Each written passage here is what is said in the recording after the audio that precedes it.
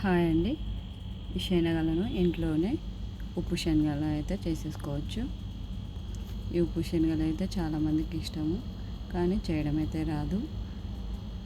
బయట అయితే కొనుక్కొని తింటుంటారు. అలా కాకుండా ఇంట్లోనే ఈజీగా చేసేసుకోవచ్చు. ముందుగా అయితే శనగల్ని ఇలా ఒక గిన్నెలోకి తీసుకోవాలి. తర్వాత ఇందులోకి ఒక టేబుల్ స్పూన్ ఆయిల్ తీసుకోవాలి. ఈ ఆయిల్ అనేది శనగలన్నిటికీ పట్టేలాగా బాగా కలుపుకోవాలి. ఇలా అయితే అన్నిటికీ ఆయిల్ పట్టేలా కలుపుకొని పక్కన పెట్టేసుకోవాలి.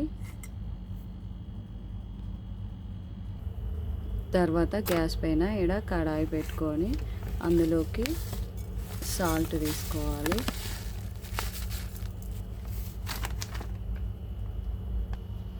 ఈ సాల్ట్ అనేది బాగా వేడెక్కాలి.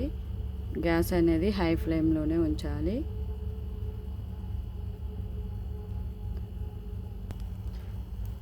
సాల్ట్ అయితే బాగా వేడిగా అయిపోయిందండి.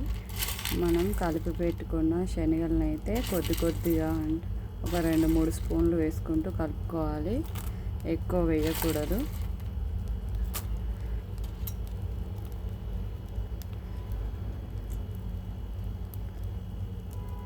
ఇలా 2-3 స్పూన్లు వేసి ఉప్పు దాంట్లోనే ఇలా కలుపుతూనే ఉండాలి పాపప్స్ అయ్యేంత వరకు. సాల్ట్ అయితే బాగా వేడిగా ఉంది కాబట్టి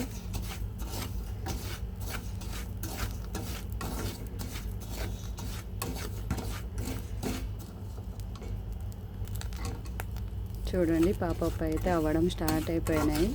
గ్యాస్ అయితే హై ఫ్లేమ్లోనే ఉండాలి. అప్పుడే ఈ శనగలు అనేవి ఇలా ఉప్పు శనగలుగా అయిపోతాయి. చూడండి ఎంత బాగా పాపప్ అయ్యాయో.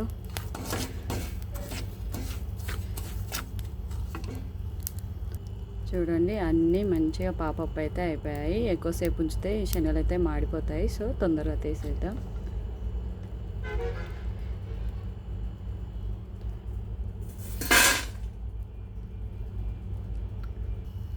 ఇలా అన్నీ కొద్దిగా అలాగే ఫ్రై చేసుకోవాలి.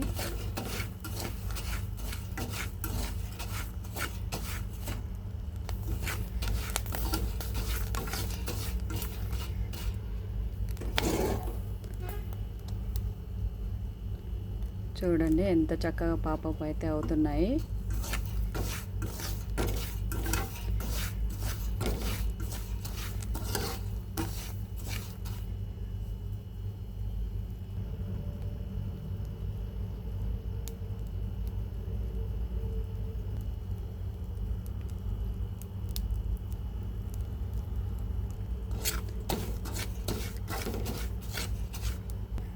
ఇలా జల్లిగరిటెతో తీయడం వల్ల ఈ సాల్ట్ అనేది కిందకి వెళ్ళిపోయి పుట్నాలు అనేవి పైకైతే వచ్చేస్తాయి.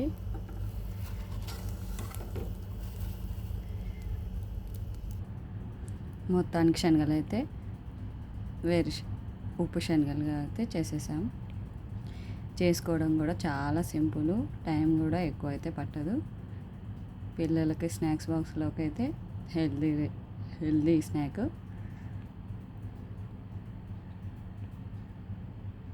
టైంపాస్గా కూడా తినొచ్చు.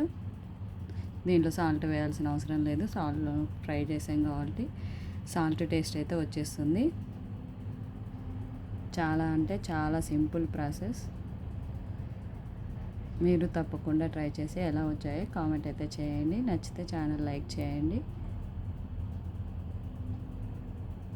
ఛానల్ సబ్స్క్రైబ్ చేయడం అయితే అస్సలు మర్చిపోకండి.